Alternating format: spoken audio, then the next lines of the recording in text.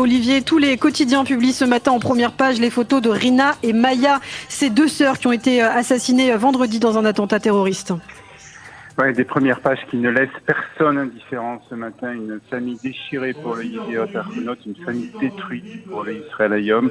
Tout se revient sur les discours prononcés hier soir lors des obsèques des deux sœurs. Le Maariv rapporte les propos de la sœur Keren. Je donnerai tout pour échanger ma place avec la tienne. J'aurais préféré que ce soit moi dans cette voiture, a déclaré la sœur de Rina et de Maya. Le père qui avait appelé les Israéliens de tous bords à venir assister à l'enterrement de ces deux filles a insisté justement sur l'unité du peuple. Le peuple juif a prouvé aujourd'hui qu'il n'était qu'un. Une famille tranquille a été détruite et tout le peuple a mal. Il n'y a pas de plus grande preuve de notre unité. Am Israël Chai, a déclaré le père de famille hier lors des obsèques des deux filles. Et à noter que les terroristes qui ont commis cet attentat n'ont toujours pas été retrouvés, Olivier. En effet, les recherches après les deux terroristes continuent. Ils n'ont pas été retrouvés, comme vous l'avez précisé, Ilana. Le Maariv précise quant à lui cependant que le véhicule utilisé par les terroristes qui ont assassiné à l'arme à feu les deux sœurs dit en Judée-Samarie vendredi dans la vallée du Jourdain a été retrouvé abandonné dimanche dans une rue de Naplouse. Il ajoute aussi que le ministre de la Défense a mis en garde les responsables de cet attentat. S'il y a un terroriste qui pense que pendant les vacances, il échappera au bras long de Tsahal, il se trompe, a déclaré Yoav Gallant. Quiconque accomplit même le plus petit acte, nous l'attraperons et nous le traduirons en justice. Déclaration du ministre de la Défense reprise ce matin par le Yediot Ahronot. Et en réponse au terrorisme palestinien, une marche est prévue aujourd'hui près de Aviatar en Judée et Samarie. Oui, plusieurs milliers d'Israéliens participeront à cette marche depuis le carrefour Tapouar vers Aviatar, donc une implantation illégale en Samarie.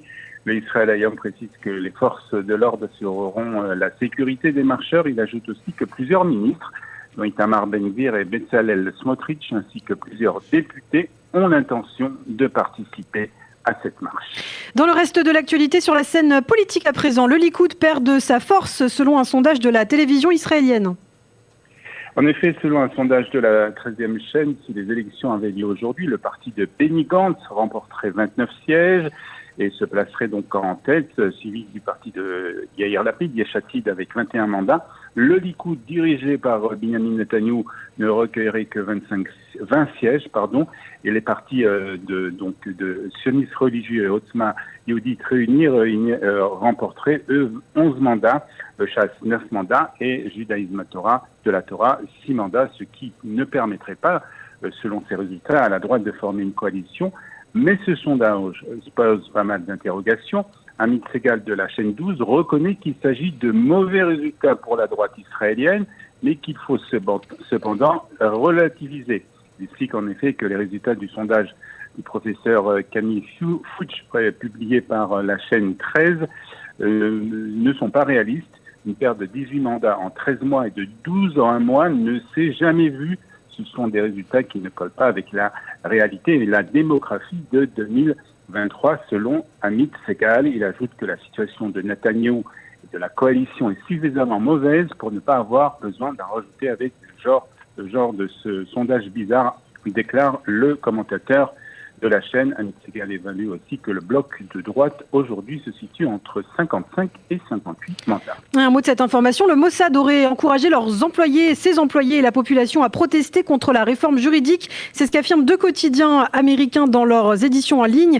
L'organisation secrète, Olivier, a dû démentir. Oui, c'est rare que cette organisation publie ce genre de démenti, mais après donc les publications du Washington Post et du New York Times, il n'a pas eu vraiment le choix. Le Haaretz cite ce matin un communiqué du Mossad. La publication dans la presse américaine est totalement fausse et sans fondement. Le Mossad et ses responsables n'ont pas encouragé et n'encouragent pas les employés de l'organisation à participer à des manifestations contre le gouvernement, à des manifestations politiques en général, ou à toute autre activité politique, a indiqué le service de renseignement dans un communiqué. Le Mossad, ses responsables n'ont pas du tout abordé la question des manifestations. Ils sont restés fidèles à la valeur de l'État qui a guidé le Mossad depuis sa création, ajoute ce matin le Haaretz. Et puis enfin, pour terminer, fête de Pessah oblige. Plus de 15 000 personnes ont participé à la bénédiction des Kohanim qui s'est déroulée hier au Kotel. Les bénédictions traditionnelles des Kohanim qui s'y déroulaient sous la haute protection de la police et des forces de sécurité et en présence des grands rabbins d'Israël. Le Israël Hayom rapporte les propos du rabbin du Kotel, le rabbin Rabinovitch, qui a déclaré que pendant la période de Pessah, nous avons l'obligation d'annuler toute graine de Hametz qui cause la division dans le peuple et l'éloignement les uns des autres. Nous devons invoquer l'amour gratuit comme les Kohanim l'ont toujours fait et continuent de le faire aujourd'hui.